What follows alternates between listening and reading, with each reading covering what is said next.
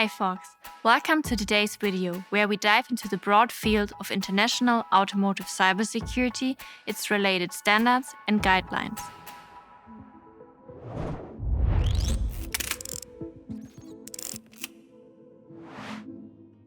My name is Janine Funke. I am an expert in cybersecurity at UL Solutions. I lead the strategic area for cybersecurity and regularly train and consult practitioners in the automotive industry. In this episode, we will explore the complex regulatory framework on cybersecurity governing the automotive industry.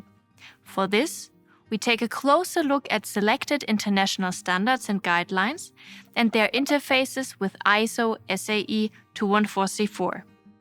We will speak about these topics: cybersecurity management systems, software update management systems, cybersecurity and Automotive SPICE, upcoming ISO and IEC standards, and an overview of market-specific regulations will follow in another video.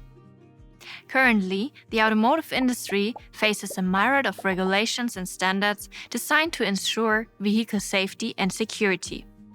These regulations come from different organizations and are applicable in different regions, including ISO, International Organization for Standardization, UNECE Working Party 29, the United Nations Economic Commissions for Europe's World Forum for Harmonization of Vehicle Regulations, NHTSA, the National Highway Traffic Safety Administration, or European or Chinese regulations. This brings us to our first topic: standards supporting a cybersecurity management system. ISO, responsible for setting global standards, introduced ISO SAE 21434. This standard is by definition part of the state-of-the-art for cybersecurity engineering for road vehicles. This is why other standards take it into consideration as well. Explained in one sentence, it provides guidelines to ensure that cybersecurity is integrated throughout the vehicle's lifecycle. A cybersecurity management system is the basis for that. You can say this standard acts as a central hub interfacing with other standards such as ISO 27001. ISO SAE 21434 requires the existence of certain management systems, including an ISMS, an Information Security Management System. The Cybersecurity Management System, CSMS for short, builds on these other management systems. However, ISO SAE 21434 does not specify in detail how these necessary management systems must be implemented. This can be found within the actual standards. The automotive specifics of such an information security management system are covered by TISAX. The Trusted Information Security Assessment Exchange is based on ISO 27001 and extends information security to include automotive-specific topics such as prototype protection. ISO 27001 is applying to all industries, while TISAX is specific to the automotive industry. Let's have a look at OEMs. Based on UNECE Regulation 155, OEMs must have a cybersecurity management system in place. Here too, ISO SAE 21434 is helpful because it can be used to implement a CSMS. If the CSMS is missing, OEMs are no longer granted type approval for new vehicle types in the UNECE markets since July 2022. From July 2024, this will also apply to legacy vehicles. To check whether the implemented CSMS meets all requirements, the ISO PAS 5112 can be consulted. In this audit norm, you will find guiding questions and the link to the objectives and work products of ISO SAE 21434. Moreover, there's also an interpretation document publicly available for UNECE R155. If you want to learn more about CSMS implementation, I recommend watching our other videos on the topic. I have linked them in the description below. Let us draw an interim conclusion. The required cybersecurity management systems only work effectively if other management systems and mature processes are in place. Here, various standards and norms offer guidance. With this information in mind, we come to our second aspect: software update management systems. One objective of the ISO SAE 21434 is to maintain cybersecurity during and after updates. Unfortunately, the standard does not contain much information on this topic.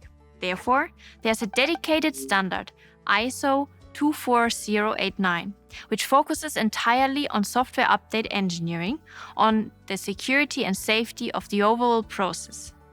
ISO 24089 is dependent on conformity with ISO SAE 21434. With UNEC Regulation 156, there is also a corresponding UN regulation that requires a software update management system, SUMS for short. Again, without an effective SUMS, no vehicle type approvals for the OEM. I have already published a video on SUMS. Check it out for more information. So, let's jump to the next aspect: cybersecurity and Automotive SPICE.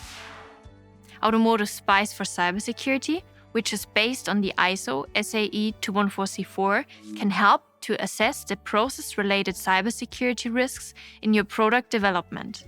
Within that process assessment model, there are additional processes for cybersecurity engineering. But the scope of Automotive SPICE is limited to the product development phases. The equally important processes of the post-development phases are not covered. Enough of looking in the rearview mirror. Let's have a look at upcoming standards in the ISO, SAE, and IEC world, which will have an impact on automotive cybersecurity. This following question is currently driving the entire automotive industry: how to do verification and validation according to ISO SAE 21434 concerning the different implications along the supply chain. In particular, how to perform item-level validation, meaning on vehicle level, when you're responsible further down the supply chain, e.g. for a component rather than the whole item. But don't worry, guidance is coming. The standard is currently work in progress, the ISO SAE PAS 8477, named Road Vehicles Cybersecurity Verification and Validation. This document includes technical considerations on the planning and execution of verification and validation, V&V, of the cybersecurity of items and components of road vehicles, in the context of the ISO SAE 21434.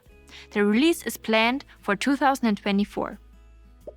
It addresses strategic approaches for V&V activities, lists or references to methods that can be applied, guidance on distribution and V&V activities between customer and supplier. So crucial for a non-item owner is to contribute to the party able to do validation on vehicle level by providing the essential information on the assumptions, claims, corresponding risk information, etc. So, our next topic is also controversially discussed: how much cybersecurity is enough? Cybersecurity assurance levels. In automotive cybersecurity, you cannot determine a definite degree to which your system is secure. There's also no correspondence to the capability level in Automotive SPICE or the automotive safety integrity levels and functional safety.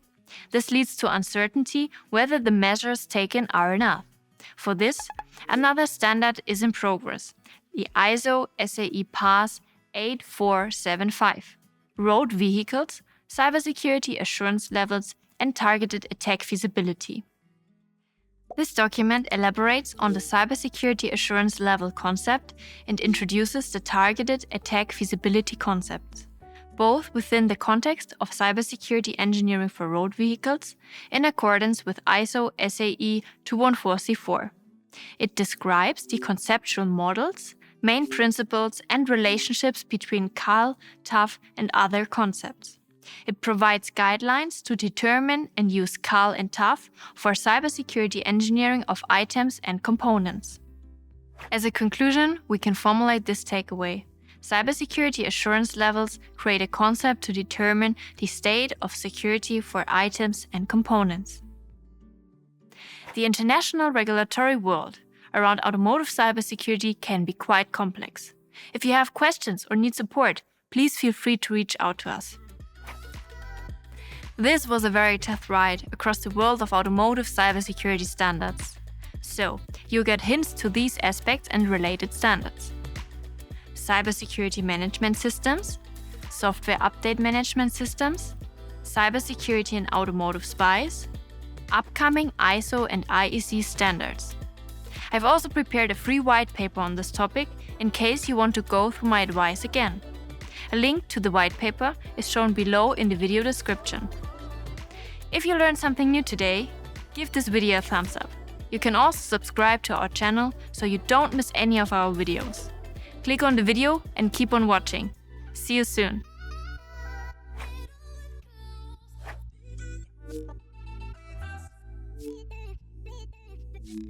Do